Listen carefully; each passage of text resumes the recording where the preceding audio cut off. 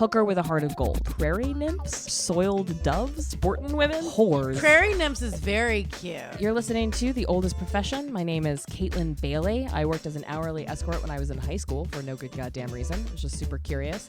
And then when I needed money for the first time, I got into sugaring because I'm not stupid.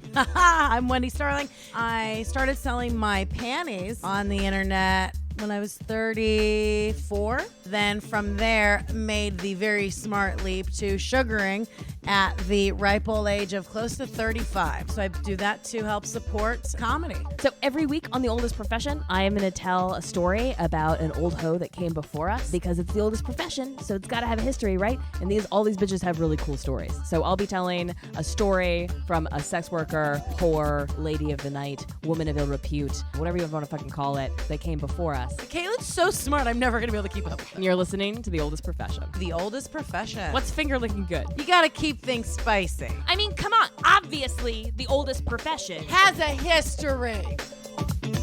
Coming up on The Oldest Profession. It's just in my brain to try to work dudes it's in my brain to work a dude for money. And this guy that I'm dating who's old, he's older, he's sweet, met him in a bar. Right.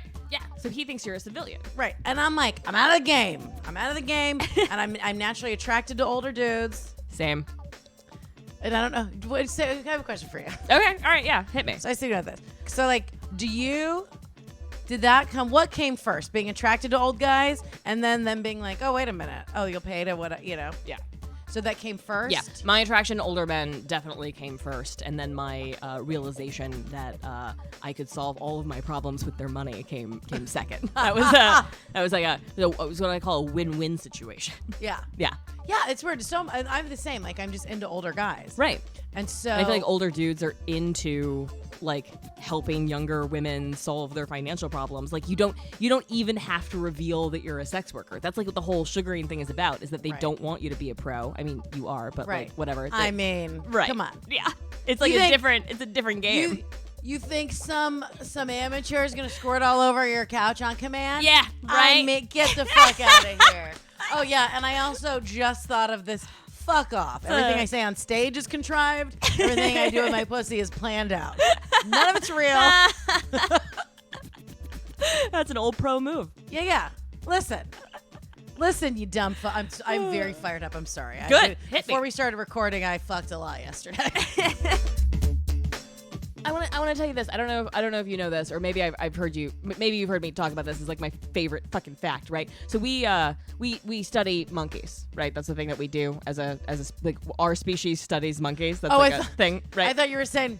I thought you were so we study monkeys. I'm like, I thought this was a podcast where you're going to tell me stories about famous prostitutes. No. You're so Wendi, we study monkeys. There's also monkey studies. All right, so we had all these monkeys in a cage, and we fucked with them, and then that's what science is. But some economists got a hold of these monkeys, and they introduced the concept of money to this colony of monkeys that we have in captivity specifically to observe, right? And so they were like, here's a token, and in exchange for this token, we'll give you a grape, which is something that you want, right, monkey? So they introduced the concept of money to these monkeys. And the first thing that happened, the very first thing, is that a boy monkey, low status boy monkey, gave a girl monkey a token, and then they had sex. It's the first thing. Shut the fuck up. I just got chills. Us as a motherfucking species. There's nothing unnatural about it. Yeah. All right? It's called The Oldest Profession because it's older than us. And anywhere you look for it, you will fucking find it. She shows up one day in a ball gown, a shimmering pink ball gown, and says, and I quote, "Life's too short not to wear a ball gown whenever you want." You know which what? is a true statement, right? She's not wrong. Now she's not wrong. Now nope. I'm with this bitch. Yeah. It's so and not to get overly deep, and I mean, obviously, we're doing a podcast, so we're not out running through the streets, knocking on senators' doors.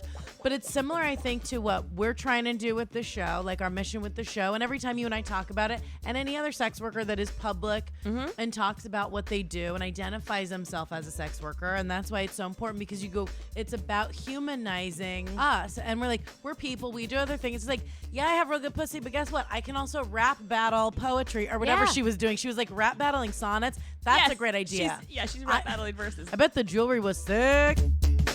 Whores have been topping from the bottom this whole time. Yeah. Unless you're just going around eating pussy, in which case you're not a slut. You're just a very nice person. Right. And that people always, you hear this all the time, sex sells. Because people want sex, they want to look sexy, they want to have sex, they want to feel good, they want to get their dick sucked, their pussy. Like, everybody wants that. They want to have orgasms. Yeah, if sex can sell shampoo, you can also just sell sex. The woman coming because her hair smells like a strawberry field or whatever the fuck those commercials are. And no, thank you. I'm Kaytlin Bailey. I'm Wendi Starling. And you're listening to The Oldest Profession. See, because we've got all this extra time from not working shitty jobs. To bring you poor history. Yeah.